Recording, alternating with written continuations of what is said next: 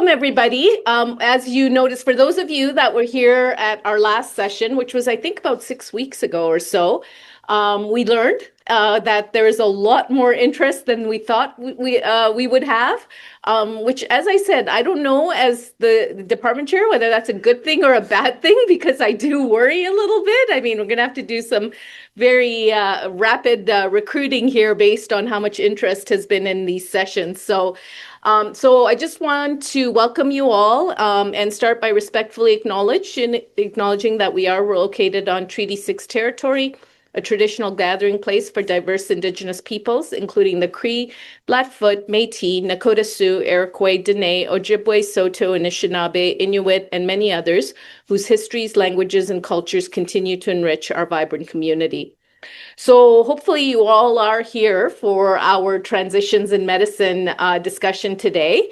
And this is one of at least 3 in a series that we're going to be having. But I'm actually going to hand it over to Karen Croker, who is our Director for Internal Engagement, and she will take it over from. Thanks, Norman. I agree. Everybody I see that's retired always looks so good. And so I think I'm like, maybe I got to retire early, so it might be a problem. And so this is part of our Transitions in Medicine series, and we're going to continue to add sessions to this series to help people with this. And so this one was really about transitions and transitioning your clinical practice. And so this is actually a big part of being a physician, is like having patients and actually moving on to transitioning your patients to other people. And I think there's a lot of rules and there's a lot of practicalities when you move to transition your practice. And I think it's a bit of a loss because sometimes you've had relationships with patients for a long time, but also it's maybe a bit of a joy to get rid of some of them. And so we're just going to start a little bit about what we're going to do. So we're going to focus on how clinicians can thoughtfully and compliantly transition out of practice. And so that compliance is actually really important, because I think we sometimes forget that we're governed by the CPSA and the rules that they have. And we really want to talk about ensuring continuity of patient care. And part of we want to do that is because we want to do a good job for our patient, but also because some of us are patients and we want our doctors to do well for this. And then highlight the supporting how the divisions can effectively succession plan. And I agree with Norman, when all this excitement, she's going to have to recruit. And then we're going to have to consider other kind of real world things and some personal reflections from somebody who has recently retired and is looking a little too good to to make us want to do that. So this is a session to kind of give you an overview about pathways and options, and it's a forum for practical discussion. So we will have time at the end for discussion, and it's a starting point. It's not meant to give you personal advice, like this is what I do with my pension or this is what I do, but it's a little bit of more general advice for everybody. And basically, if you understand the steps that are required, and so what the rules are, and then maybe a little bit with Connect Care, how we actually can use tools to help us in this pathway. And so we have 2 people from the CPSA. We're super excited. So Dr. Kandikar, who's the assistant registrar, as well as Chantel Dick, who they're going to present to us. And then we have Jeremy Thiel, who's not here quite yet, but he's the CMIO, Chief Medical Information Officer, and he is the Connect Care guy who's going to help us drive how we can use Connect Care tools to help us in identifying and transitioning our patients. And then finally at the end, we have Joanne Homick, who's going to tell us a little bit about how she misses her rheumatology patients, or maybe not. And so I think this is going to be quite a great session. And so first of all, from the CPSA to tell us kind of the why, like what are the rules and what we're going to do. So welcome to the stage. Thank you so much. Thanks for having us. Okay, this is us. So we do this at the beginning of all of our presentations just to go over very briefly what CPSA is and what it's not, and what we're governed by, not necessarily because it's super relevant to everything we're going to be talking about today, but just to kind of give you a little bit of context as to what CPSA's role is in this particular topic. So we're governed through the Health Professions Act. We regulate physicians and physician assistants in the province, and our agenda and our budget and everything is set by CPSA Council, which includes members of the regulated members, public members, and then representatives from government as well. Okay, so what we do and what we don't do, we register physicians, we support continuing competence, we manage physician-related complaints. We don't resource, we don't recruit, so we're not going to be involved in recruiting to replace your position when you do decide to leave practice. But we will tell you how to close down your practice in a way that is mindful of patient safety and continuity of care. And Chantel's going to talk about the standards of practice related to that. And then we don't direct the actions of other regulated professionals. We also don't provide any direction to AHS or Covenant Health. That's what we don't do. So there's 3 distinct roles. We're the medical regulator. We don't provide medical legal support. We're not physician advocates. Our mandate is to protect the public. So Chantel is our manager for standards of practice. So I will let her go through what we have in terms of relevant standards of practice for this topic. Thank you. So we only have a few. We only have 41 standards. And with those of you looking to transition out, this is probably a little bit less of an interest, but we do always try to reduce the number when we review them, I promise. We're not always looking to add more because there's a lot. So regulated members are responsible for ensuring they understand the standards and how to meet them in their practice.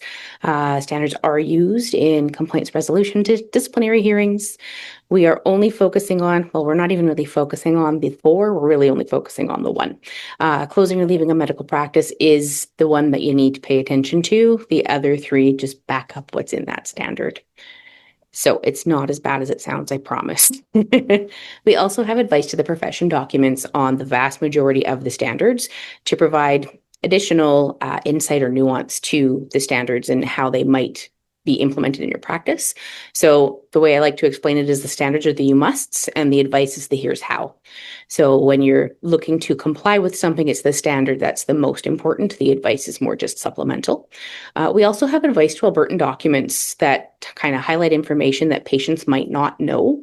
We're probably not the organization that comes to mind when you think about educating patients, but it was a gap. So we figured we would do what we could to kind of help get that information out there.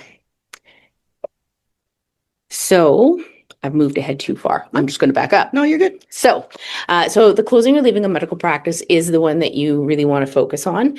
That's the one that talks about transferring care of patients and the notification that you have to give to CPSA. Sorry, I'm just going to pull up my notes.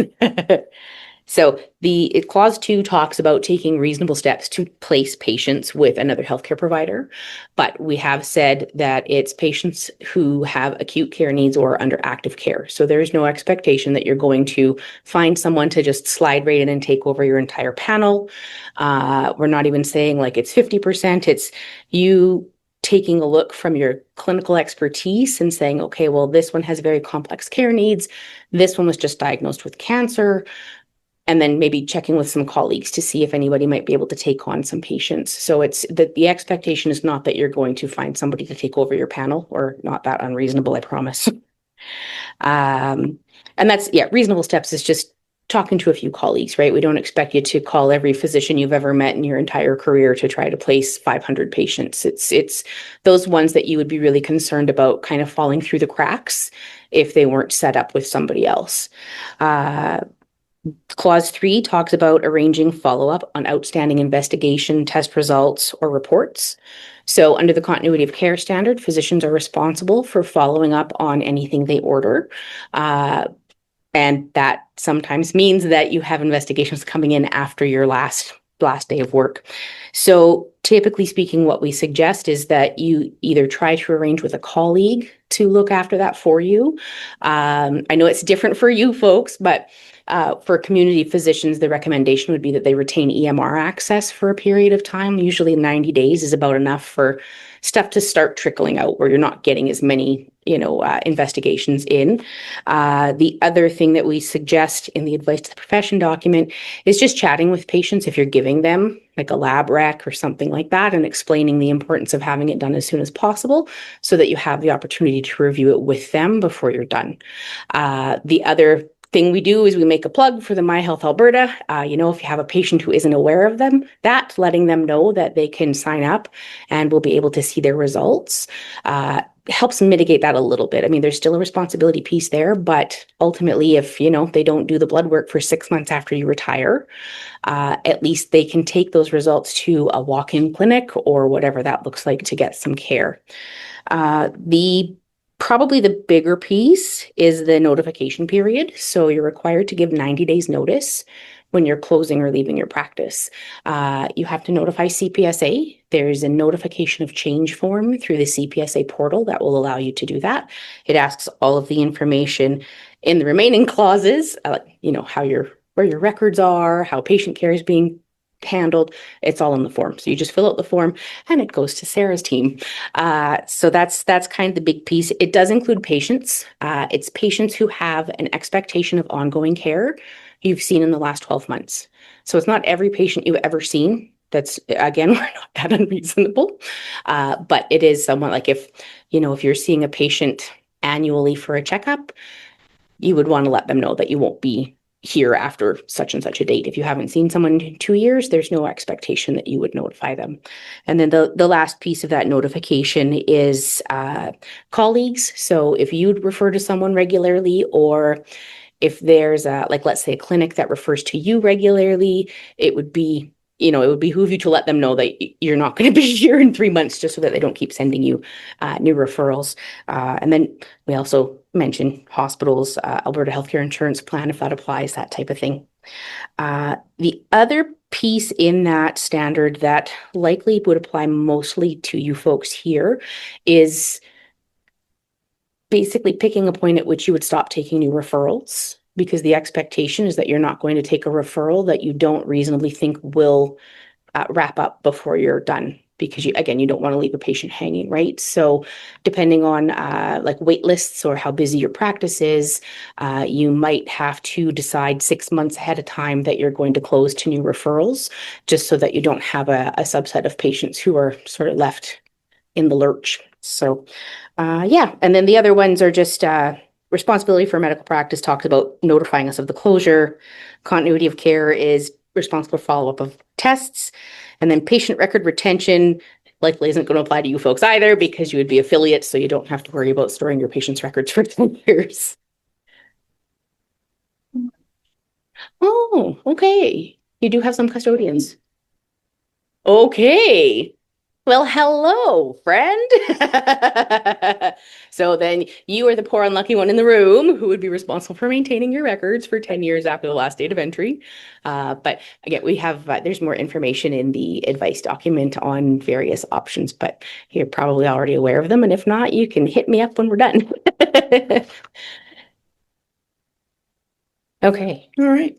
So when you all registered for the session, or where others registered for the session, they did ask for what questions would you like to get answers to, and then we also looked at we asked our CX team, so our customer experience team, what kind of calls we would get from regulated members asking about things related to closing practice or retirement. And then Chantel takes phone calls from regulated members all the time, and so she also went through her files to see what common questions she had. So we'll go through some of these, and that might branch us off into different topics. And then, of course, we'll have our question and answer period at the end.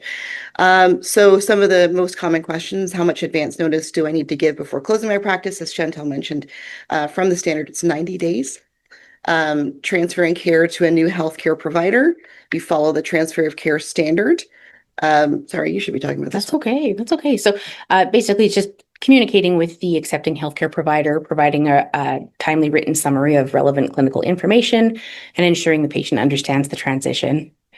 And then that one's you. Okay. So how can I transition from clinical practice to other types of practice? And this is kind of a two-part question. And I did want to take a moment to talk about the non-clinical registration status that we have. So if you anticipate that maybe you're not quite ready to retire, but you're going to step away from clinical practice for a period of at least 6 months. So you're not going to be seeing patients, you're not going to be giving patient advice, you're not going to be prescribing. Then you could join the non-clinical register, which is for a lower fee. It's $550 a year rather than the full registration fee. You still have to maintain your medical legal protection through CMPA, but just the administrative coverage. And you still have to maintain your continuous professional development commitments. But you can move to the non-clinical register if you just want to step away from clinical practice for a period of time. Most often that's physicians who are going on parental leave or sabbatical, or they take an administrative role, or go into a teaching role, anything that would not involve direct patient care or providing patients prescriptions. You can do that if you're not quite ready to make the leap into full retirement. That is an option. So what you would do is you'd file a notification of change form through the member portal that Chantel mentioned. And then there's a QR code that we have at the end of our slides where you can get links to some of these pages on the website.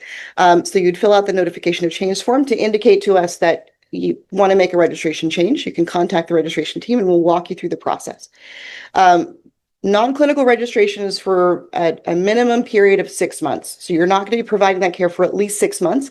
If you do want to change back to active clinical practice, you can do that at most once in a calendar year. It's just because the administrative work of trying to get you moved from one register to the other can be a little weighty. So we ask if you're going to do it and then come back to practice, wait the 6 months, and then if you want to come back to active clinical practice and you change your mind, no, this is not for me, I didn't want to do it, just wait till the next calendar year and then you can make the move. And how long can you stay on the non-clinical register? As long as you maintain your CMPA coverage and you maintain your CPD requirements, you can stay on it indefinitely. And so a lot of our medical leaders who are in full-time administrative roles are on the non-clinical register.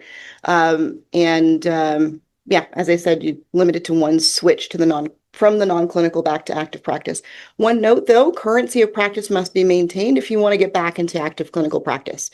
So if it's been more than 3 years since you've joined the non-clinical practice, you will most likely need to undergo what we call a return to practice assessment.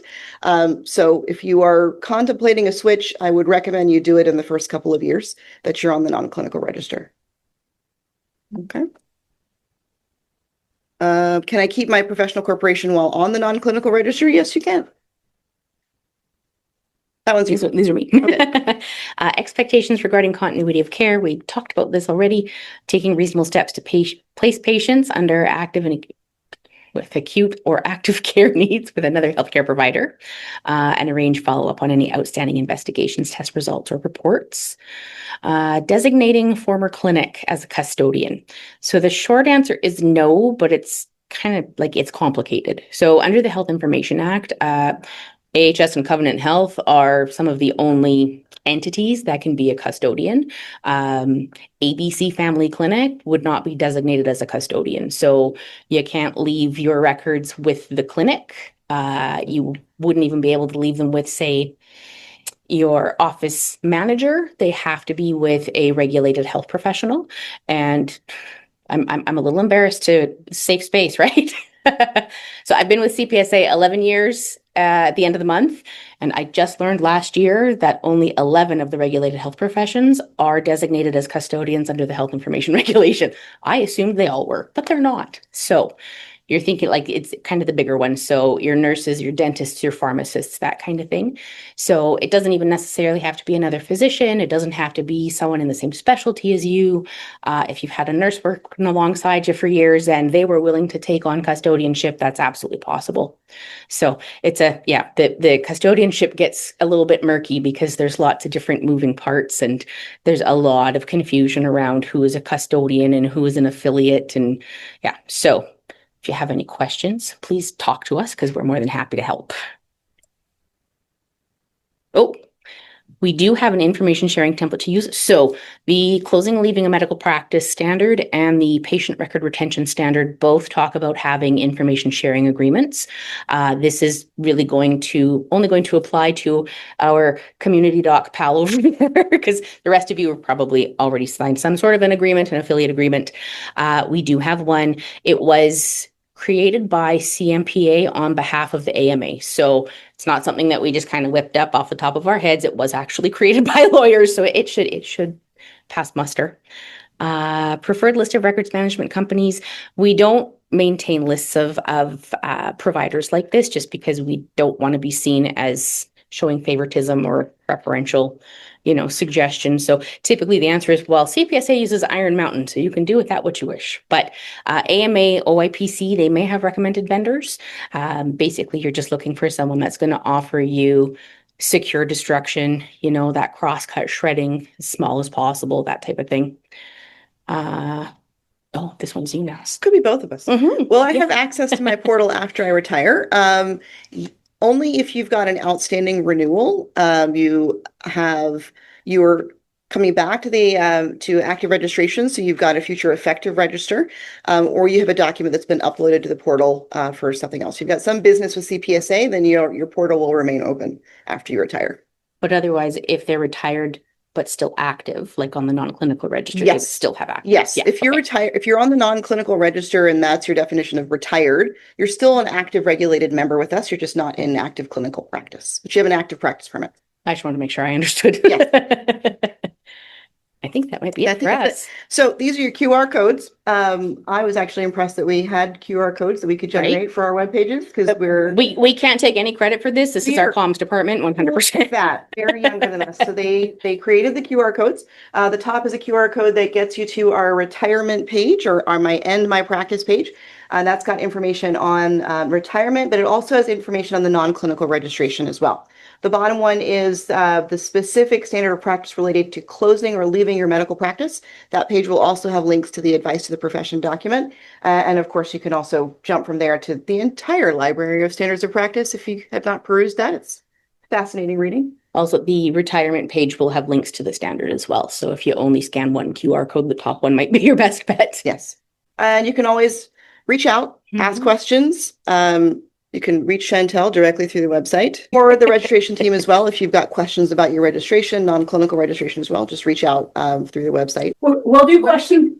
We'll do questions at the end because we'll have a panel discussion. So keep your questions. I like that the first thing on the checklist is actually just to read the standard. I like that they're like, read the standard, please. And so next we have Jeremy Thiel, who's a gastroenterologist like myself. And he's this chief information medical officer. And so we were hoping to learn a little bit more on the practicalities of tools we can use with Connect Care and the like to kind of, so we make sure we meet the standards of this practice guideline. So Jeremy. Well, thanks very much for having me here today. It's a pleasure to see some physician faces. Many of the circles that I work in day to day are not directly with physicians, believe it or not, lots of other folks, but always a pleasure to come and speak to you. I'm also very thankful to live in a city where I get to relive Christmas over and over again. And outside right now, it is very icy and snowy, so I'm thankful for that. All right, so on the tail end of what we heard from CPSA, I'm going to try and show you a couple of things. The first is, what can we do today in Connect Care to facilitate an easy retirement? And the answer is it's only partway there, but we have some good news about things that are coming very soon that will make the process quite a bit easier. So I'm going to talk to you about both of those things. All right, so this is all about, let's see, what is coming up on the screen? Excellent, that is my slide deck. So we're going to talk about a smooth departure from Connect Care, but not only for you, but also a seamless transition for your patients, which is equally, if not more important, of course. When we think about closing the loop, there's really quite a few different factors to consider. Being a physician and retiring is so complex that some people, I think, delay their retirement as a result, but eventually you do have to go there. So you've already heard from the regulator. I use that term generally because our office supports prescribers as a whole, which is not only physicians, but also, for example, our nurse practitioners that deal with CARNA as opposed to CMPA, or pardon me, CPSA and CMPA. So we've covered the regulatory piece. We're going to talk a little bit about today your patients, your colleagues, and also medical affairs. I am here by proxy for medical affairs today. I by no means claim to know everything about medical affairs, but we have had several good chats before this presentation to get things ready to go. Okay, so planning your transitions out is kind of a little bit like a game of chess. You got to think several moves in advance. So this slide is sort of the preview slide of the 3 different phases, sort of as I see it. The first is that lead up phase. And for those of you who attended the first presentation in this series, where my friend and colleague Winnie Wong, I believe, was one of the presenters, she talked about a very diligent approach to retirement. She is probably in the top 1% of people who would do this type of work. But I think what she highlighted really well is that lead up phase where you need to be thinking in advance of especially your outpatient population, people that you see not episodically or, for once or twice and then done, but really longitudinally. And how often are you seeing those patients? Because if you're seeing some of those patients perhaps only once a year, then you need to be thinking a year out, okay, when I see that patient, what's going to be the transition for this patient? Who's going to be the receiving provider? Who's going to deal with maybe results that have a very long tail before they're available? How am I going to inform my patient and their primary care provider and their receiving specialist who is going to be catching the ball at the end of the day? So one of the things you shouldn't be shy about, of course, and I think you've already heard this, is talk to your medical leader early about your plan, about, sort of when are you planning to have that end date, because they're obviously going to be able to help facilitate for you the colleagues who can help pick up the ball where you left off. Start talking to some of your colleagues. When you think about your patient population, there may be some natural segments of patients that would fall more naturally into one specialist's basket versus another. So you may not, if you have a large population of outpatients, you may not be able to hand over 600, 800 patients, however many you have, to one person, but you might be able to divide it amongst 5 and think about where each of those segments of patients might go. And then as you're thinking about handing over to those providers, I'm not sure if that's me. I don't think I'm rattling, but it's this podium mic here, so maybe it's your phone. don't think anything's moving, but anyway, I don't think I'm getting texted. I'm not sure. You can guard. You watch me. See, nothing up my sleeve. I don't know. I'm not sure. So then transitioning also those follow-up appointments and the results that might be coming, especially results of things like MRIs that might take months and months and months before it actually lands, right? So, and then that second phase is really informing all the players. So you've already sort of laid out your chess game. You know what all your moves are. You have an idea of where your patients might land, but now you actually need to start informing people. So obviously you want to inform your patients. That's not just a nice to have, it's a need to have, as I'm sure you've heard. You need to let medical affairs know as well. You need to let the regulator know. And there's some other groups as well. You need to think about MOAs that you depend on, whether they be privately hired or might be an AHS employee. Medical affairs manages those AHS employees, and they need to know in advance if you're planning on moving on, so that they know whether that MOA may need to transition to another provider or perhaps transition out of the organization. Billing, if you use Resolute Billing, they also need to know in advance that you're going to need to be closing up all your charges. So a lot of different pieces. We'll talk in more detail about each of these, but I'm just trying to give an overview. And then sort of that last 6 weeks should be the wrap up, not the start. So if you're starting your retirement planning for Connect Care at 6 weeks out, sorry, it's too late. That should be the wrap up phase. So that's where you're dealing with all of the loose ends. And the wrap up phase, actually, we have pretty well documented in the physician resources, which I'm going to point to you today. So that when that time comes, the mechanistic pieces of Connect Care, although perhaps a little bit annoying and repetitive at this point, are at least fairly easy to do. And they're going to become even more easy soon. I'll talk more about that shortly. So we'll get into the details of the wrap up in a few slides. Okay, so a little more detail about that lead up phase. I think some of these points I've already made. But really you want to start planning that 6 to 18 months out so that when you're seeing patients that you only see every once in a while, you're already laying out a plan for them. Hey, it's 12 months out. I'm going to see you once a year. I am not going to be the person seeing you next time, but I have a plan for you. Dr. Smith is going to be looking after you the next time that you come. The way that Winnie Wong did this was the block and tackle, very diligent way, which hopefully none of you will have to do. But she actually created patient lists in for each of the receiving providers in Connect Care, and then just started adding those patients to those providers' lists as she saw them in clinic, so that by the end of that sort of 12 to 18 month period, she had a very nice electronic list for each one of the receiving providers to say, guess what? Here's the 300 patients you're going to be receiving from me. Congratulations. So obviously you want to have those conversations with your colleagues ahead of time. Nobody likes to have a basket of 300 patients on a Monday morning, even if it does come with a nice fruit basket. I think please do that well ahead of time so that they know what to expect. As I said, trying to segment those patient groups by different receiving provider subspecialty is always helpful. So Winnie's way was the old way of doing things. I talked with her to say, did you have any help from CMIO? Because this sounded like a big lift for you. And she said, no, I just did this all on my own. Definitely top 1%. So we are not expecting you to do it that way. And I'm going to show you more about the new way. We hope to be able to support you in this shortly. Okay, so in that inform phase, thinking about whether, I assume most people in this room are AMHSP, but perhaps some of you are not. But obviously through Dr. Kassam's office, letting her team know as early as possible is helpful. Then they can facilitate a number of pieces in this work. Medical affairs needs to know at least 6 weeks in advance. And there's an email address there that they would prefer that you use.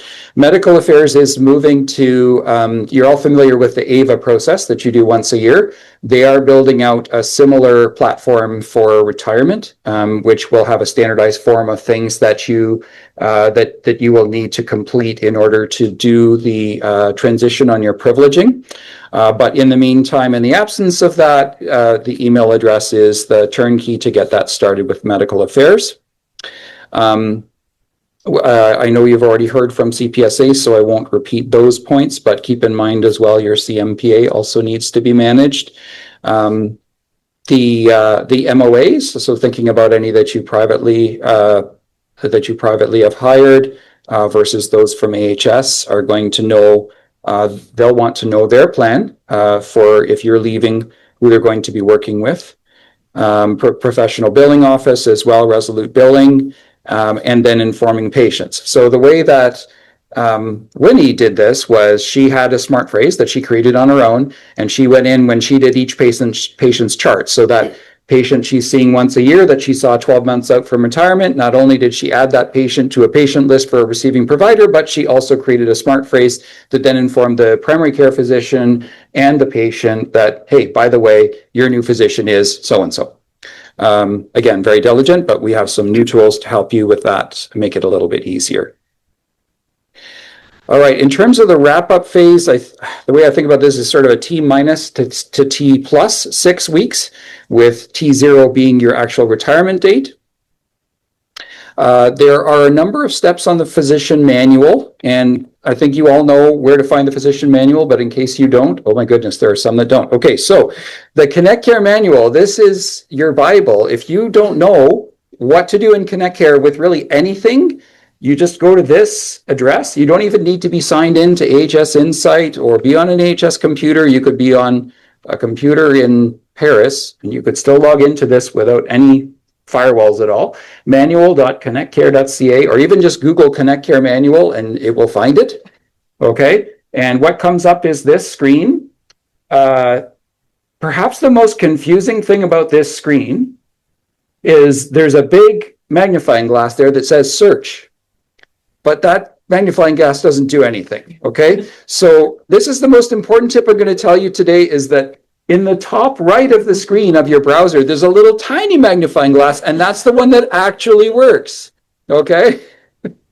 So I fell in the same trap when I moved here from Ontario. I was clicking on that search button and going, well, this thing doesn't work.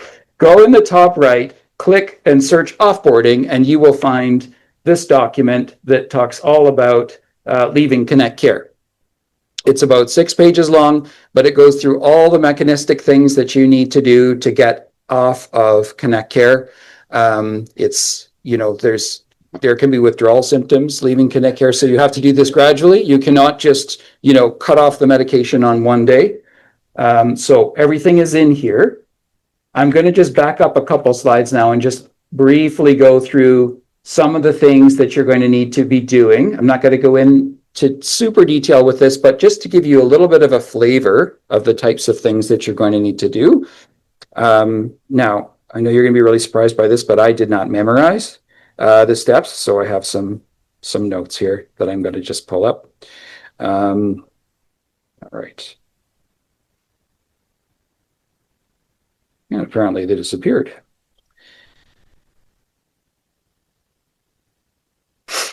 All right. There we go. Okay. So in terms of your in-basket, you're probably aware, but maybe you're not. Over the past year and a half, there's been a working group called Taming the In-Basket, and we've been trying to reduce the number of messages that you are receiving in your in-basket so that you are not overwhelmed by irrelevant information. One of the things that got changed recently is lab results notifications that are more than 6 months old are automatically purged from your in-basket, because those notifications are not the actual lab result. They're just a message to tell you, hey, there's a lab result on your patient.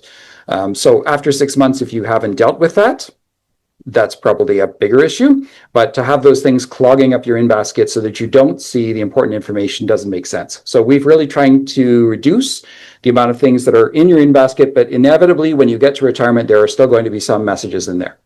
As you know, they are all in folders. And so that allows you to deal with them by category. In terms of your outpatient visits, you want to make sure that you close all of your open encounters. Once again, this is all in the tip document, so you don't need to memorize this. It's all laid out there. You're going to make sure that you've done all of your result messages, CC charts, staff messages, all those sorts of things, so that those are all cleaned out. Prescription refill requests, either you may be doing them or you may be handing them over to the receiving provider for that patient, which of course, because you've played by the rules, you already have a receiving provider for all these patients by this point. Completing inpatient tasks, so orders that require cosign, notes that require cosign, leftover clinical documentation like discharge summaries that haven't been completed. Therapy plans. So therapy plans, as you know, they expire after 1 year, but they do need to be renewed. If you are the lead provider on a therapy plan, you need to find a new person to be the receiver of that therapy plan. Good news, there is actually a report for that already. So there is in that document that I just showed you a moment ago, this one, which is, remember, you click on that little right-hand side magnifying glass, look for offboarding, you find this document, and this document links to this document that talks to how you find. So there's actually a report you could use that will show all the therapy plans that you're attached to, and you can bulk reassign them to somebody else. And it will also generate a note for you so that there will be an in-basket message to the receiving therapy plan provider saying, hey, guess what? You now have the ball. This is now your therapy plan. Yes, well, you could. Hopefully not. But basically, you can multi-select in here. So you're going to have probably a fairly long list of therapy plans. You can select them in bulk, and you can say, okay, this 50 is going to go to this provider. That 50 is going to go to that provider. It will automatically reassign. So once you fill in this new lead provider name, which looks in the physician directory, it will reassign the therapy plan. It will fall off that list, so that once you've done some, they will fall off and you just have the remaining ones. And it will also help you write the letter, the in-basket letter, to the lucky person who's going to be receiving that therapy plan. So that's an example of the types of tools that we're building out for all the other stuff. But so far, that's the only one that's kind of automated. Delegating your in-basket. So you're probably going to want to assign your in-basket to another provider so that if messages come in after you retire, there's somebody to deal with them. keep in mind that when you terminate your privileges with medical affairs, you have a 6-week grace period where you still can access Connect Care for things like finishing up loose ends. But after that point, after that 6 weeks, you're cut off and your in-basket delegation will also disappear because you no longer exist in the system. Okay? So that's why you got to have all your receiving providers lined up ahead of time, because that is not going to persist forever. So that's an important point. You can also, in the system, and it's in the document, you can set a secondary email that will that belongs to you, that will, every time a new in-basket item falls in there, it will send you an email. So if you're in that post-retirement 6 weeks and you don't want to log into Connect Care every 2 days to see if there was some missing thing, because I know you would all do that, you can just wait for an email in your email address, and it will say, hey, go check Connect Care because there's a loose end that you need to finish up on. Out of office messages. So within in-basket and secure chat, they're in the tip, it shows you how to set up a permanently out of office message to let everybody know if they try and instant message you, hey, guess what, I'm retired. And same, don't forget about your AHS email address, which I know you all use consistently. Make sure you have a message in there as well. Provider teams. So your inpatient wards, your consult team lists, you need to unassign yourself from all those patient lists. So there are directions in that document that show you how to do it. It's pretty easy once you know how, and there's screenshots that show you how to do it. Phone book. So within the communication activity, there's also a menu option in there, which you've probably never seen. It's in the tip document, but essentially it's called Provider Demographic Update. You click on that and it will remove you from the Connect Care phone book, so people aren't trying to contact you when you no longer exist. Also, keep in mind you should have your scheduling staff remove you from the Alberta referral directory. That's outside of Connect Care, but just another point to remember. And then with your scheduling staff, just make sure that all your future scheduled appointments are reassigned. And if you play a role in referral triage and any referral pools, make sure that you're removed from that pool as well. And lastly, double check with professional billing, because you all want to be paid for everything you've done. So if you're using Resolute, make sure you remind them, I am retiring. Please make sure all of my remaining charges are completed. So it's quite a laundry list of things, but it is all in that document, everything I've just said. So as long as you follow that document, it's pretty straightforward to do this in the T-6 to +6 weeks period of actually retiring. Okay, so I've already shown you about Connect Care Manual. And Connect Care Manual, by the way, anytime you're on the wards or you're in a clinic and you're not sure how to do something in Connect Care, this is the best way. Just go in that little magnifying glass thingy and you can find almost anything. It's really helpful. The residents use it all the time. Okay, so post-retirement, of course, you're all going to look like this. You're all going to be like cool California surfer dudes and surf off into the sunset. Keep in mind that once you contact medical affairs and give them your date of retirement, your medical staff appointment and your privileges will be discontinued, and you have only 6 weeks of Connect Care access after that to close the loop. That's why you got to plan ahead.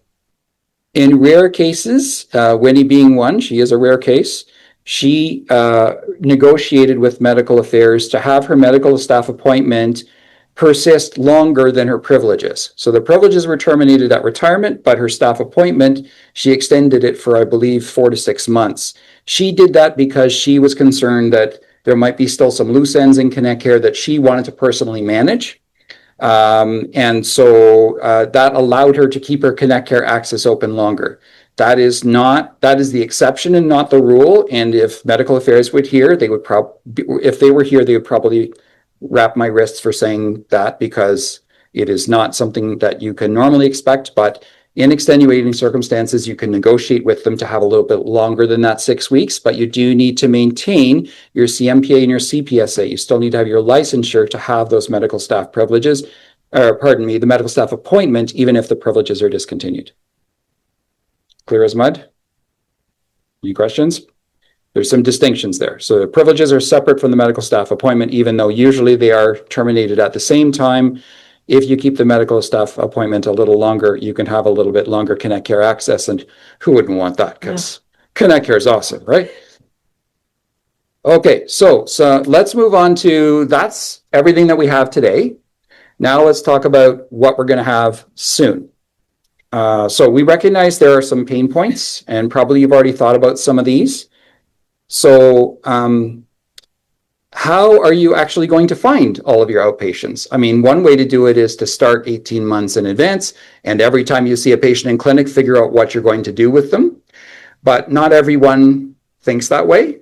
Some people would prefer to have a report that they can generate that shows, here's all of the patients that I normally see in my clinics, and you're going to manage them sort of when you have time rather than in the clinic environment. So having some kind of a report that shows you that information would probably be really helpful.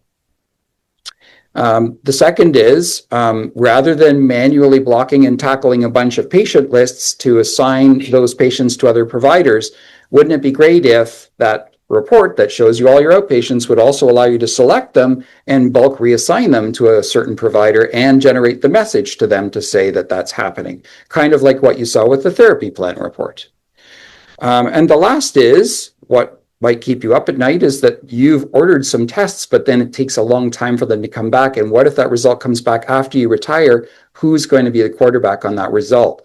You don't want that to fall through the cracks. So wouldn't it be great if there was a report that would pull up those orders that have a long tail so that you could reassign them to a receiving provider? So these are all things that we recognize would be problematic in your shoes if you're about to leave your practice. So we are putting together a standardized Connect Care offboarding dashboard that will also have some reports attached to it that will do some of the things that we've just talked about. So the number one is a comprehensive patient association report that will show all of your active outpatients across multiple clinics. A patient reassignment workflow that will then take that report output and allow you to reassign those patients to new providers. And at the same time, create notifications in bulk, not just to the provider, but also to the primary care physician and to the patient.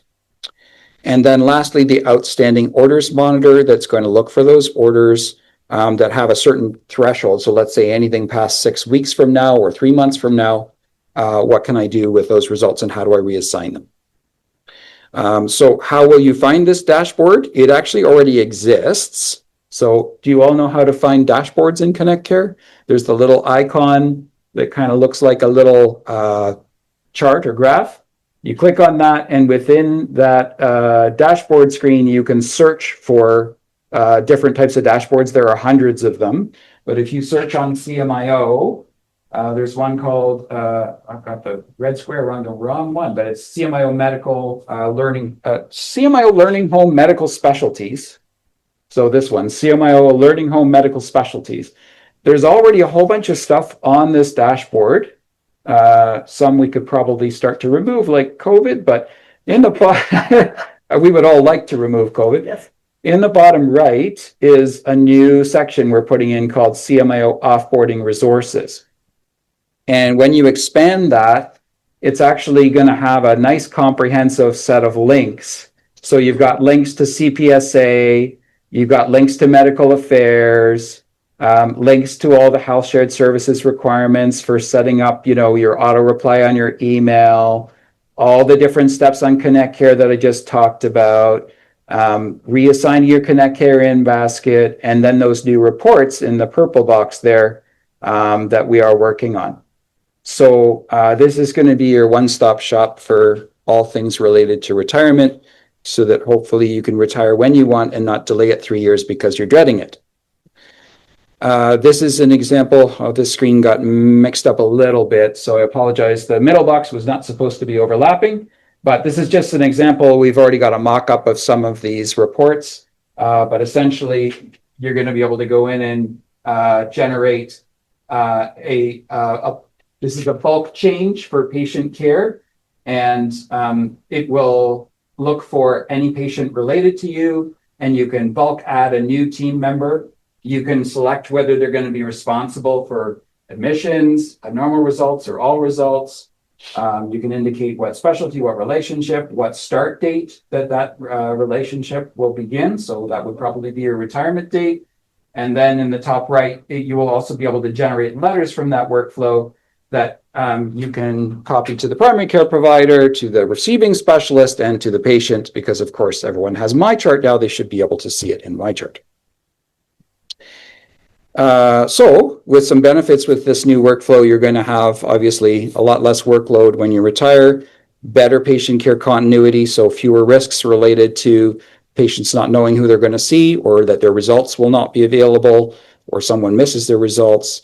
Better consistency and support for these types of workflows sort of across different specialties, and better equity, so that not just the people in this room who are smart enough to come to this kind of lecture, but anybody who is trying to offboard should be able to find the resources that they need. So we do need your help for this, because to make sure that these offboarding tools are working the way they should, we need input from people like you who are living this every day. So if you're interested, please let me know after the session, or you can send me an email. We're working on defining the specifications for these reports, and we'll need people to actually test drive them once they're available. So in closing, planning ahead is really important. Remember those 3 phases of work: the lead up, the inform, and the wrap up. Remember Connect Care Manual, because that's where you can find all of the offboarding information. And relief is coming soon for some of the remaining pain points.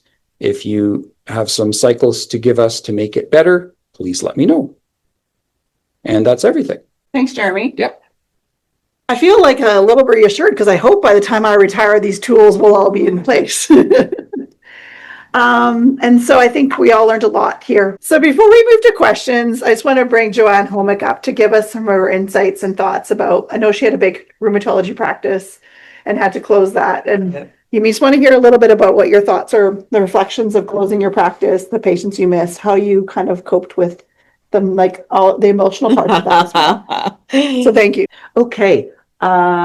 Retirement pearls. There will be no numbers, data points, or links in my presentation, so you guys can all relax. I wanted to talk about 3 different areas. So managing your practice as you approach retirement. So we've heard about what is required in terms of regulation and chart keeping, if you will. But there are things you can do as you approach retirement to really adjust your practice to make it easier to leave. Retirement options. This is specifically for people at the university, people who are lucky enough to have a hard-funded U of A salary, or those who are on the AMHSP. There are some options for how you actually do that, how you move forward. And then a little coming to terms with retirement, just, things you should think about. I've done a lot of thinking about this.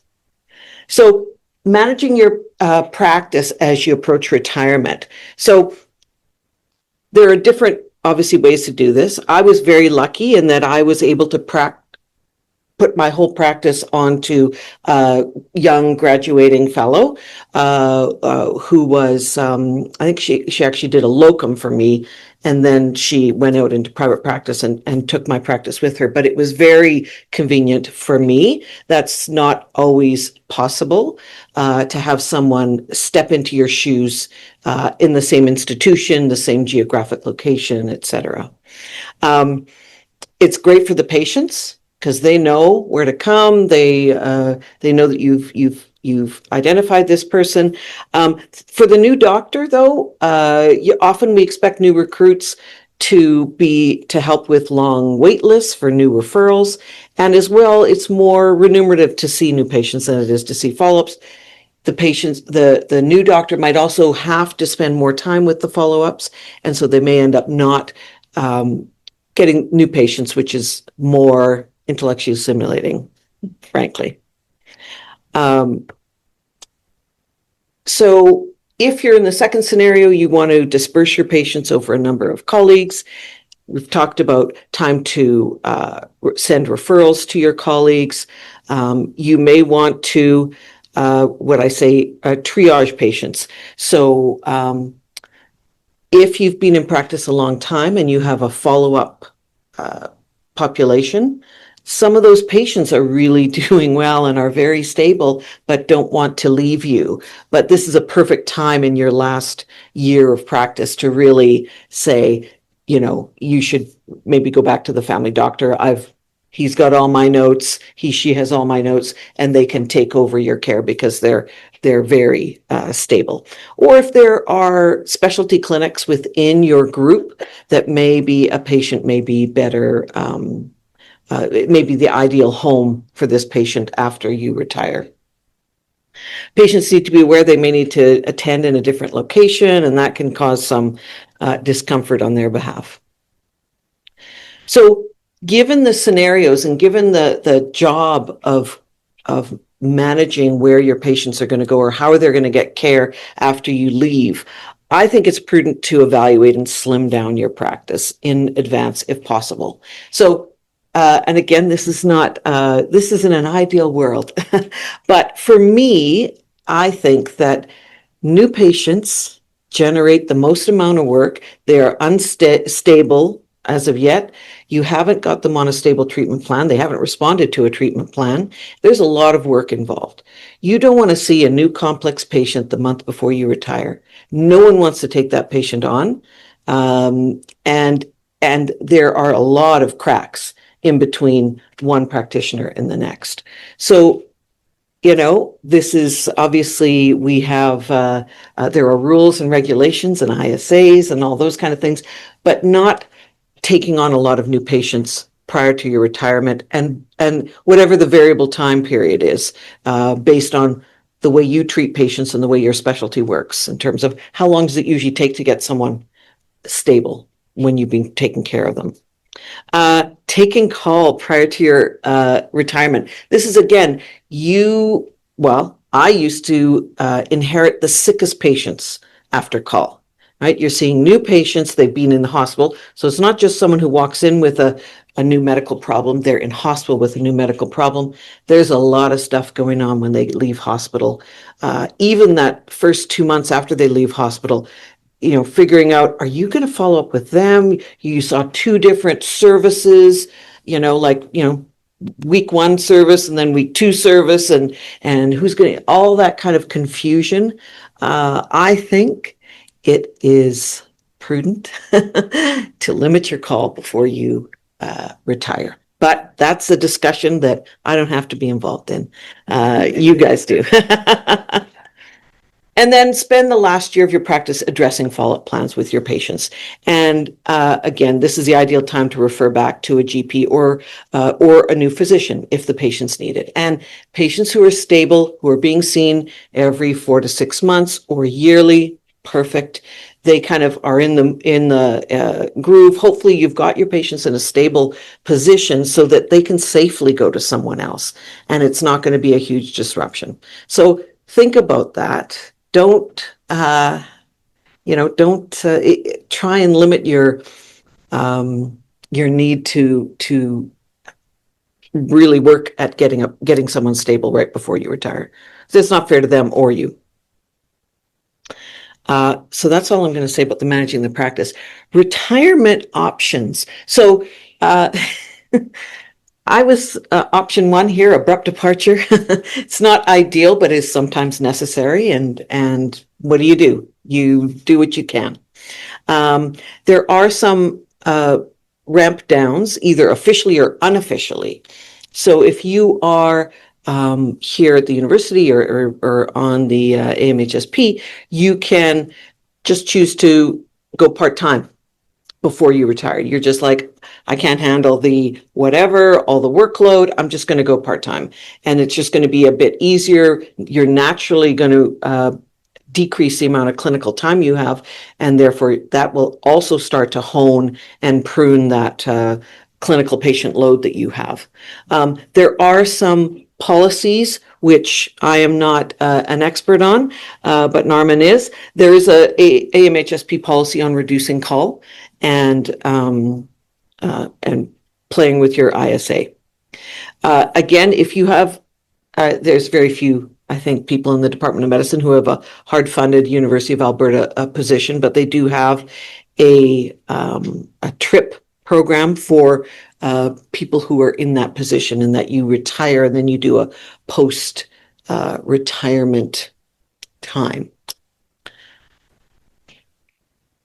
And then, okay, so that's all I'm going to say about that. Coming to terms with retirement. So socially, so we are actually a very social group, even the curmudgeons among us. I'm not one of those, but, you bump into people in the coffee line, in the clinic, on the ward, chit chat, maybe problem solve about a patient. And there's a lot of interactions through the day. Your administrative staff, the nursing staff, you just chit chat. Someone's brought in donuts, that goes away. There is no casual chit chat when you leave here unless you build that in. So it's challenging to think of scenarios where that can happen. So you can have one person, say in a partnership, one's still working and the other one's retired. And then you're just, you're doing your individual pursuits in the day, and then your partner comes home and you're like, I need to talk because I haven't talked to anyone all day, and they've talked to people all day and they don't want to talk. So, think about what you would do for those kind of casual interactions. I mean, if you've made good best friends at work, they will, if you've had people over to your house for dinner or you've gone out and traveled with them, those are going to stick around and you will continue to see those people. But that kind of casual interaction. I will make a plug for the University of Alberta Women's Club, which I joined and became currently past president, because I couldn't get away from that kind of activity. But just that kind of, people to chit chat with. Physically. So I don't know about anyone here, but during COVID, when I was doing virtual clinics from home, I was inactive and sitting in a chair for 5 hours straight. And it was shocking to me physically.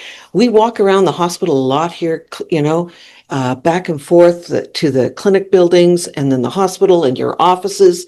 And you need to figure out how to replace that. And just kind of maybe going for, an hour on the treadmill is not the same as puttering or keeping moving around the house for your health.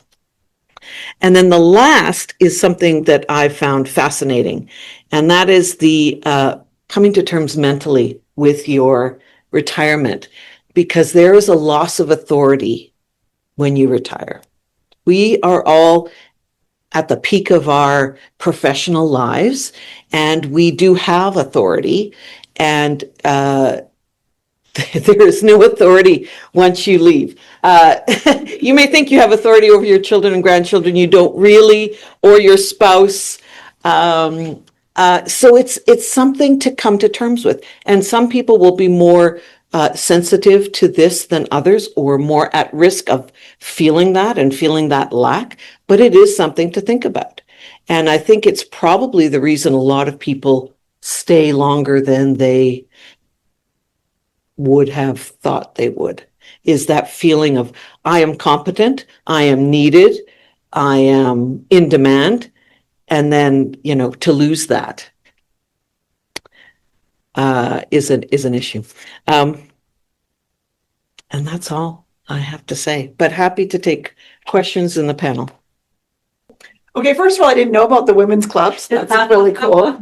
And I think this mental part I think that's a really interesting part about the loss that we don't always think. We think about the gain in retirement, but we don't always think about the loss. We think of the loss of work, but not I didn't think about the whole fact that you chit chat all the time and you just go for coffee and you run into somebody and that sort of thing. So I think that's actually really, really interesting. So thank you for your insights.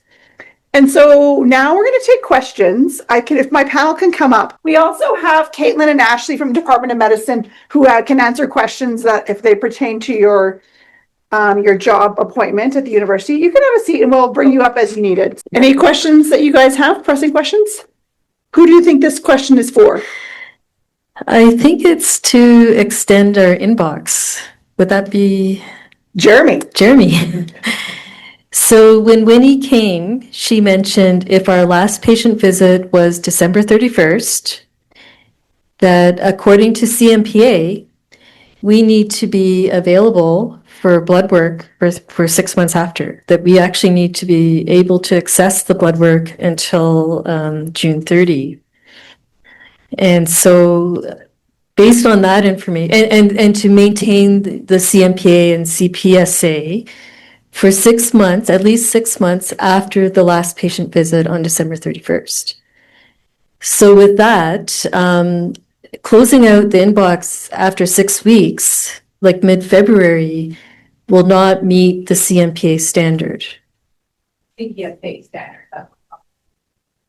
Right? Yeah, yes. Yes, but CPSA would, in this is what. Oh,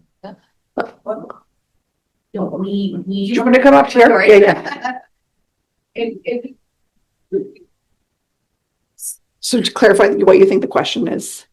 So if I understand, based on our standard CPSA standards and being available for those test results, you would need access to your Connect Care inbox longer than the current 6 weeks. Yeah. Yeah.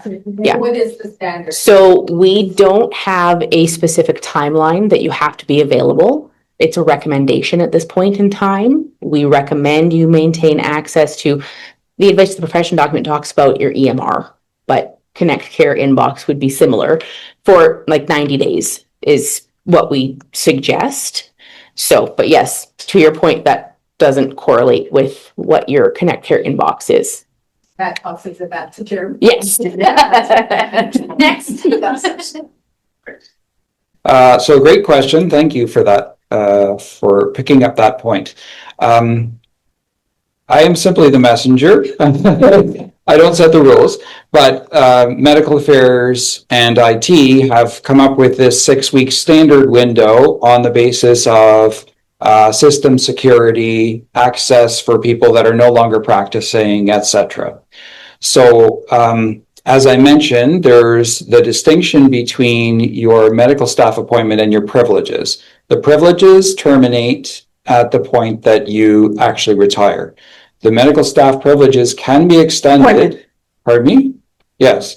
So yes, the medical appointment, the staff appointment can be longer as long as you still have your CMPA and your CPSA in place. So that's what Winnie Wong did. She had a longer period of time. Now, keep in mind, if you've done that lead up phase really well, then you should have people assigned to receive those results after you leave. So I would understand that the CPSA's concern is that if you are in a solo practice and you have nobody picking up your results, that 90-day period is more important. But in a group practice situation like what we're discussing here, for patients that are going to be continued to be followed, there should be a receiving provider. And any long tail results, as I mentioned in that report that I was talking about, you would be able to reassign that to another provider. So in that circumstance, I think you would be covered.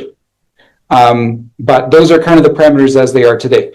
If you, as an individual, wanted to have that longer follow-up period for your own comfort and diligence, negotiate with medical affairs. As long as you have your CMPA and CPSA, it should be possible to do.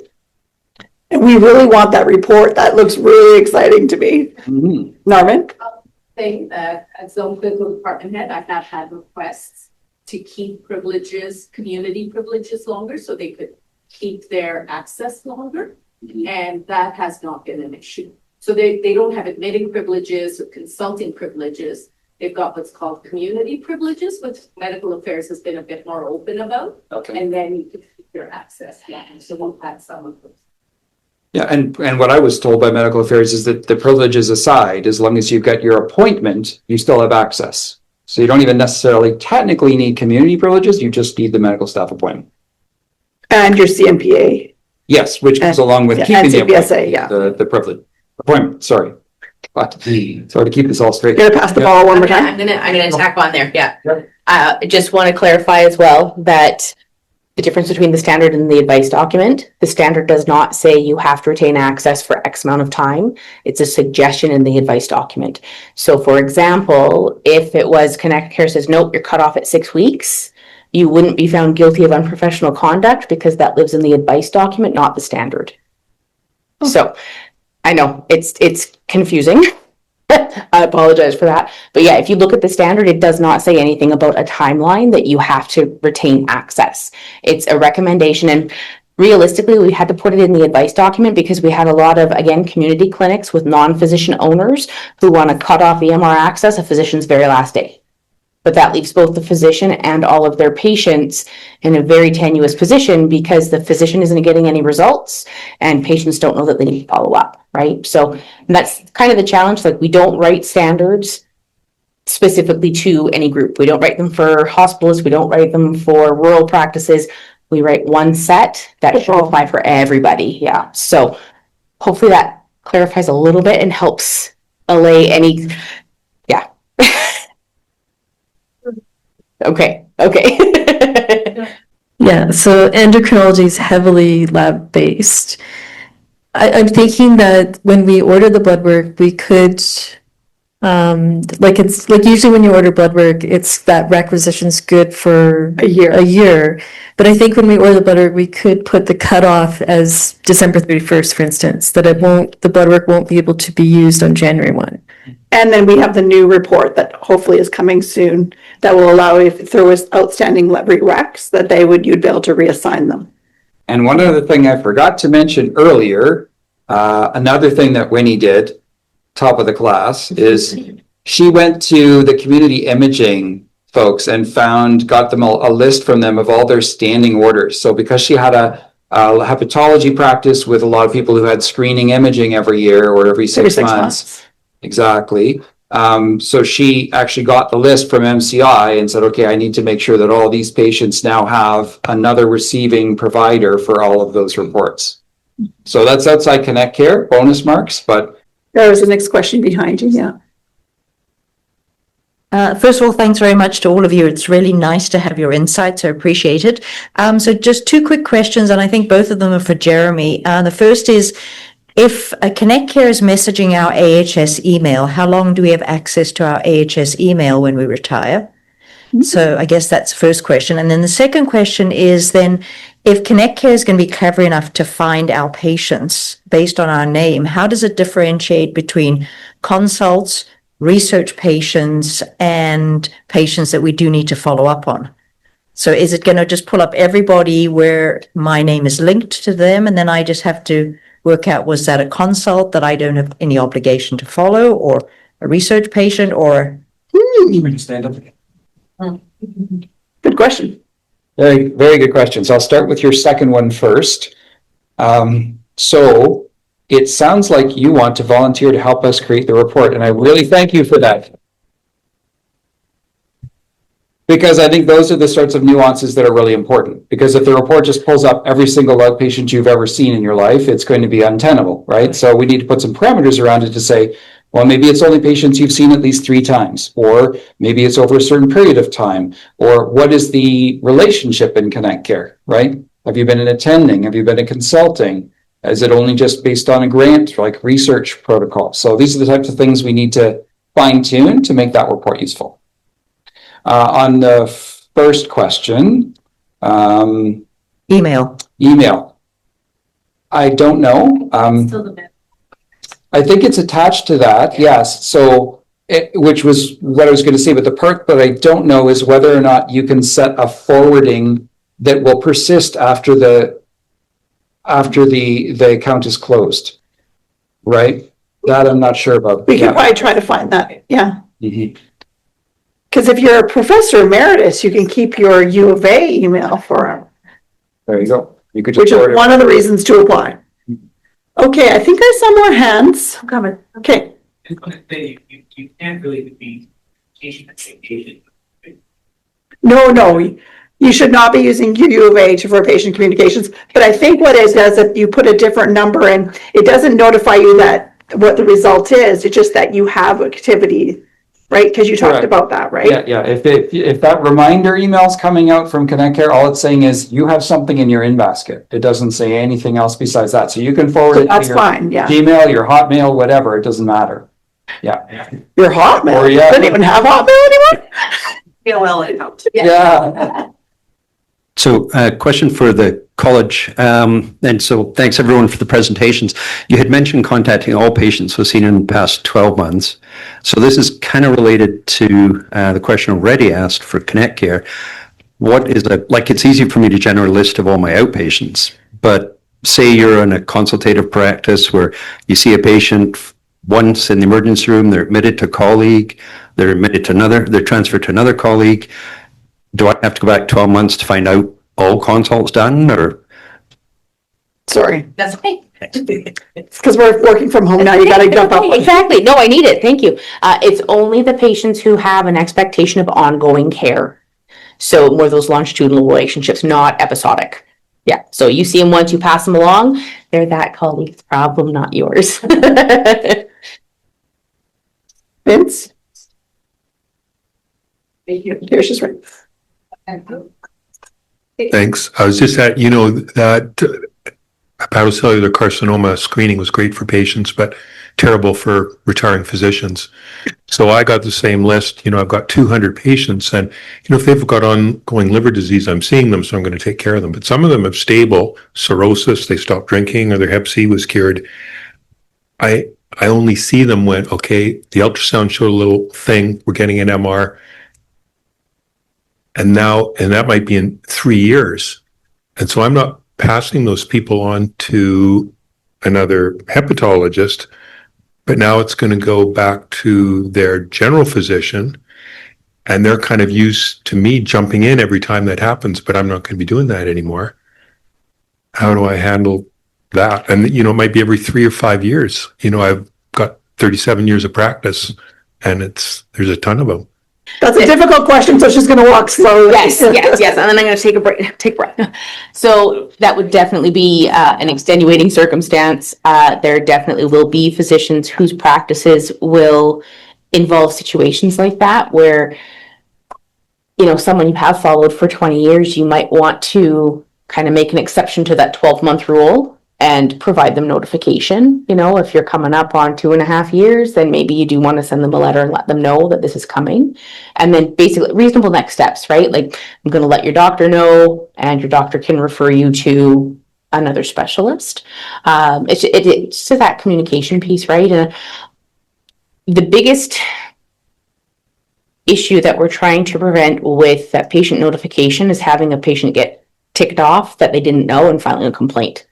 Because you definitely don't need to deal with that after you've retired. I mean, nobody wants to deal with it at all, but certainly not after you've retired, right? So if you think that, maybe I should send Chantel a letter, then send a letter, right? It's not going to hurt. Whereas not sending it could end up with somebody filing a complaint because they're upset that, especially if you've seen them for a long time, they might feel that, you owed them a notification kind of thing, right? So if you give them a heads up, if you give their referring healthcare provider a heads up, then that should be sufficient. Like send a letter of notification of your retirement. Exactly. Yeah. Just let them know that you're retiring in X amount of months. So, they can see their GP to be referred to somebody new. If you do know of colleagues who might be taking new patients, you could send those on to the GP. Here's three colleagues that you could refer your patient to in my absence. So yeah, unfortunately in this type of it is really around that communication piece, but trying to prevent a complaint. So if sending a few more notifications, then just that strict 12-month time frame is going to save you headache and hassle in the long run. It's probably worth sending a few extra letters, although you said 200 patients, so that's not a few. There we go. Okay. So can family doctors use that 6 month? Can they order the ultrasound 6 month as well, or no? Okay. All right. Okay. Well, thanks so much, Department of Medicine, putting this on, because I had no idea so much was involved with trying to retire. So this is really good information. I think my question's to the college as well. And it pertains to if you decide to choose non-clinical practice, can you continue to give clinical advice? No, you cannot. Okay, so that's Yeah. Yeah. No. Okay, no, that was one question because people may continue to ask you, right? And so you're gonna have to say, sorry, I no longer have an active license, et Correct. cetera. Okay. All right. The second question was about if you have, you're not continuing active practice, but you have patients under a research study, do you need to maintain a clinical license or can that be a non-clinical? Because not providing any direct care, but just coordinating their research. And that's one of the reasons to have non-clinical registration is if you're only working in the research context. Right, but we'll have patients probably flagged under your name in Connect Care, and so we'll probably need ongoing Connect Care access then? Yeah, so you'd have non-clinical registration. So you'd have an active practice permit with CPSA. Yeah, You could just but do- you can do that. You don't need to have a clinical, okay. Yeah, and sorry, for Connect Care access, do you then need to apply for an extension of your medical staff appointment to give you access? Yeah. For You research. would have, yes, you would actually have a different setup in Connect Care. Okay, When you were transitioned out of active clinical practice, under the Health Information Act, you are no longer a custodian or an affiliate. So you don't have any right to access Connect Care at all. But if you are conducting research, you would need to be associated with another provider that is still sort of an affiliate with the healthcare organization they're working under, and you would be under them. So you become sort of a subcontractor under them, and then we can give you access in Connect Care. There's an agreement that needs to be signed, and you would have a different role. So you would, if your name gets attached to a patient in Connect Care because you opened a chart, you would not have the relationship of attending physician, consulting physician, authorizing physician, none of those. You would have more of a clinical view only sort of role where you're not changing anything in the chart, you're just viewing. So, okay, So be like your research assistants that are Exactly. not clinical. okay, yeah. great, thank you. That's a good question. There's a lot of us that have, this is for the CPSA group. There's a lot of us that have patients that we follow just because they don't have primary care physicians. So as you start to try and work down your practice and, you know, they don't have primary care physicians and you know that they don't really need a specialist per se. You know, do you have any advice how to handle that situation? And it's difficult out there. I mean, Yeah, 100%. Yeah. These young boys, they've never have a GP. They think I'm their doctor for everything. forever. Yeah, yeah, yeah. At least the girls, I tell them I'm not good at pap smears, but. So it's definitely tricky. It's been tricky for years. We started seeing physician shortages even before COVID. So it's been an ongoing challenge. Oh, sorry. Thank you. It's also a little bit tricky to give advice because of some of what's going on with like Primary Care Alberta and the assignment and attachment of patients to physicians. Yeah. Right? I know you folks don't know what, like physicians don't know what that looks like yet. We don't know what that looks like yet. So it's very hard for me to say, you know, you can do X, Y, Z. I mean, right now, the status quo would be to suggest the patient use the, I think they've changed the website now too, the Alberta Find a Doctor, because they can sign up on there, they can search on there themselves. So that's legitimate to do. Yes, absolutely, We say that to 100%. patients, but 100%. they don't. Well, and that's, I mean, and that's so to that end, Her, you're like, I'm not here. you document that, right? You document advised patient too, right? And then if they don't, that's, you know, there's some personal responsibility, right? I mean, I have to take responsibility for myself and make sure I have a healthcare provider. So Or go to a walk-in. exactly, that's always another option, right? You can always utilize a walk-in clinic. It's going to benefit you more if you can find a primary care provider so that you have one medical home. So yeah, Alberta Find a Doctor is kind of the gold standard right now. What that's going to look like in 6 months, I'm not sure. We no longer have the accepting new patients tag on physician profiles on the website. We haven't for a while because they just never got updated, Yeah. right? So it used to be call CPSA, they can help you, and we can't, because we found that 90% of the listings were incorrect. So we've taken that completely off physician profiles. Patients can still go on and search the physician registry to find physicians in their area, but then it would be up to them to call those physicians' clinics to find out if they're actually taking new patients, right? Otherwise, it's word of mouth, right? Talk to your friends and family, see if they have a doctor who's accepting new patients.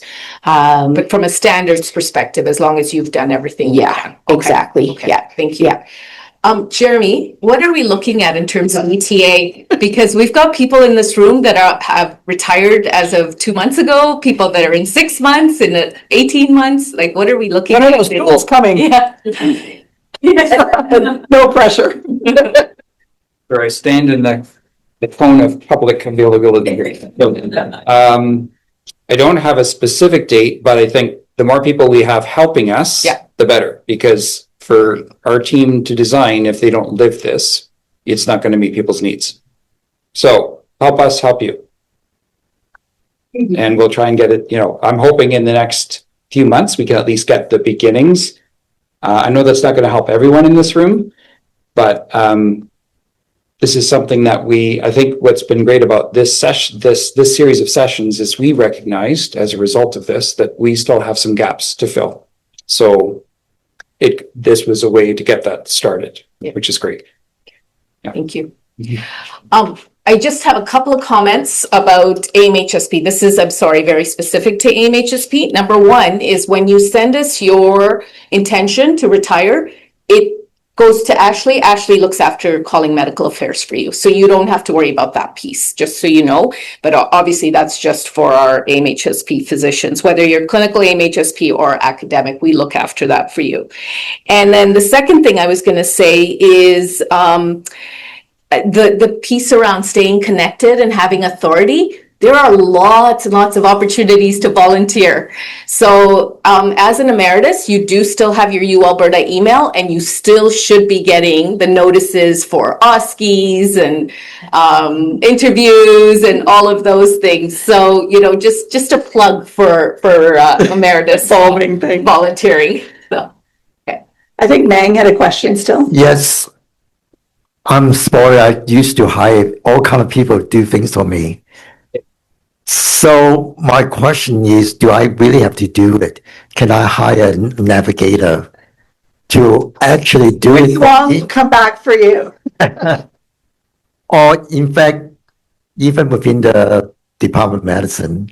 And I mean, I'm happy to pay to have someone to do it effectively and efficiently for me.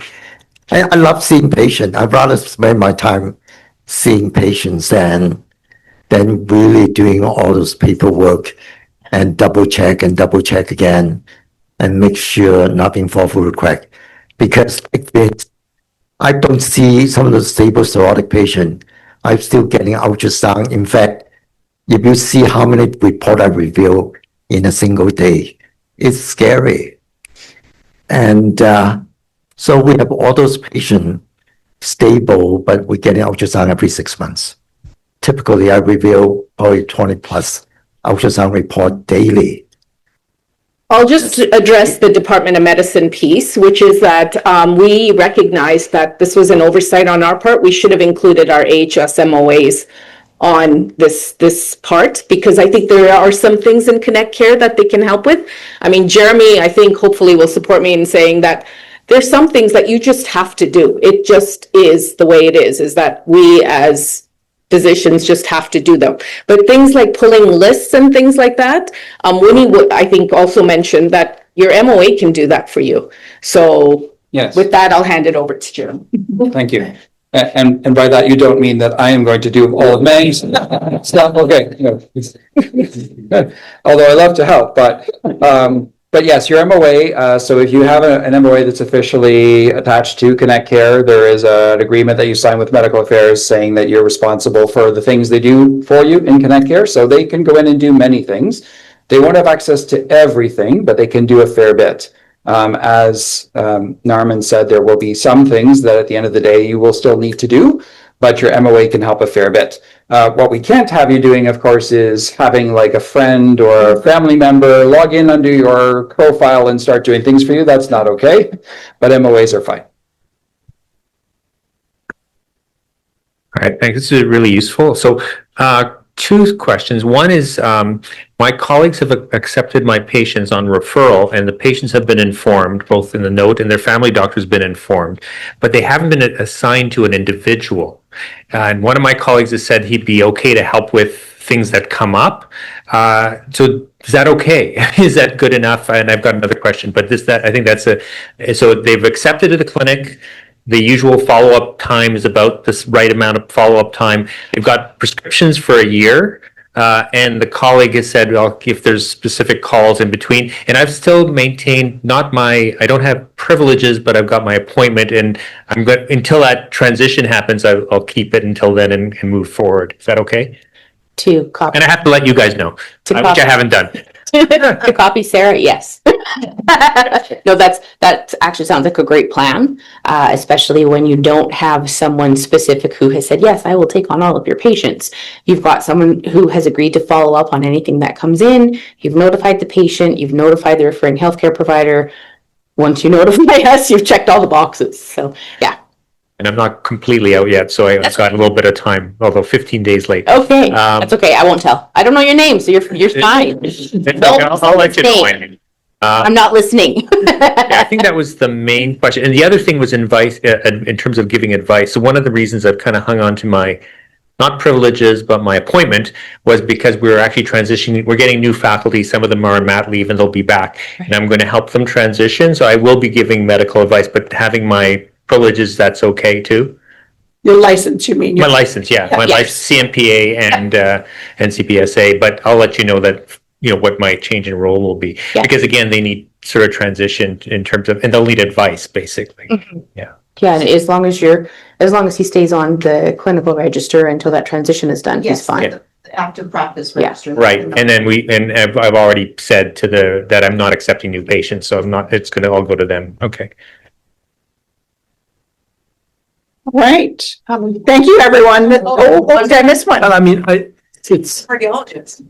The heart is important. cardiologists are not allowed to ask questions. Okay, that's fine.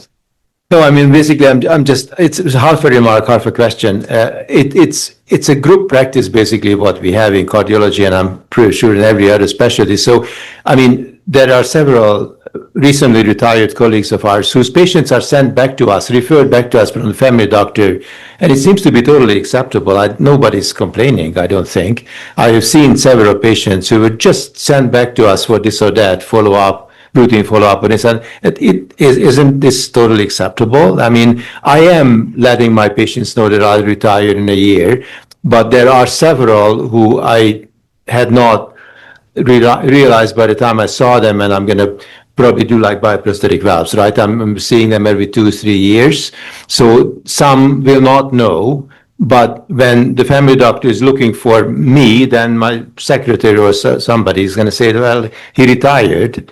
Then they say, yay, very good. And then they send it to somebody else. No, I mean, that should be acceptable. That's fine. Yeah, that's fine. I mean, now we're dipping into the referral consultation standard a little bit, where it's reasonable for a new referral if the patient hasn't been seen in 2-3 years because their history could have changed enough that you need an updated referral, right? So it'd be different if instead of transferring to one of your colleagues. So to clarify that then, Yeah. so I mean, it's not exactly the case. This is a patient I saw, and I ordered the echo to be done in 2 years. Right. I just didn't know that I would be retired by then. Right. And now we will be retired. So Right. that echo is gonna land, somewhere in space. Yeah. And the family doctor will probably look for me. Yeah. Because I was supposed to see that patient. But again, I may or may not have that list. So that would be helpful to have that list because there are some patients like this. So again, if I'm seeing anybody, it's like 14, 15 months from now when I retire. But so right now I'm telling everybody. Right. But there are some who I have not seen in the last Yeah. year or two. Yeah, And- that's fine. But I ordered tests to Yeah. be done in 2-3 years. Yeah, that's, yeah, I mean, again, that's where you would, you have the list. You'll be able to notify the referring healthcare provider that you're not going to be here after December 31st. So to follow up with your colleague or whatever that looks like. But yeah, that's not a problem. Was there one more hand over there? No, I'm just checking. Scanning. Okay.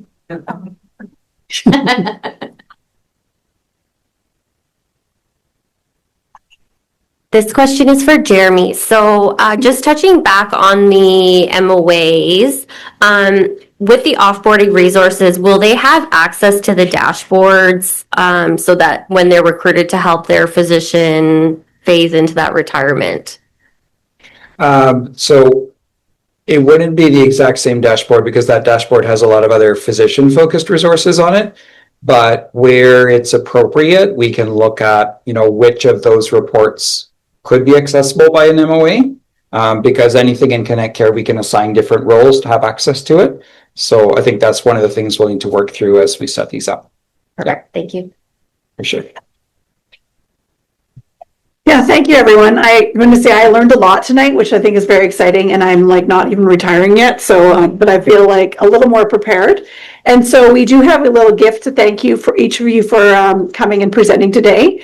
And so it's just a reminder to everyone, retirement is like thoughtful, and we should be planning ahead. Meet with your division director. Let Ashley know if you're MHSP. And complete the documents because we really need that done. And if you're a clinical colleague, you need to do some of those things as well. These are resources. So there's a resource website we have, as well as we have the video from last session if you weren't there. If you can go to our website, just take this one and you'll be able to see other sessions that we're doing.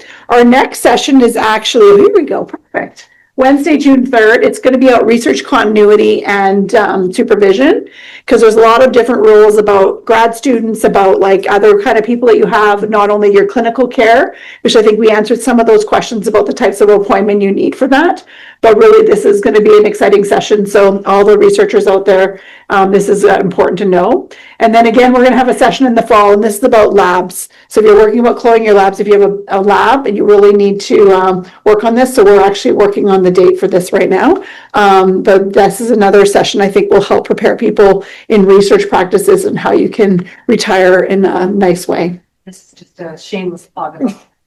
Yes, the annual update for adult medicine couple in a few weeks. And so at the Varios Event Center. So thanks, everyone. Thanks, Norman, for. It's just actually thank you to Karen and Andrea and her team and for all the hard work that our office does in putting these on. So thank you. Thank you, everyone.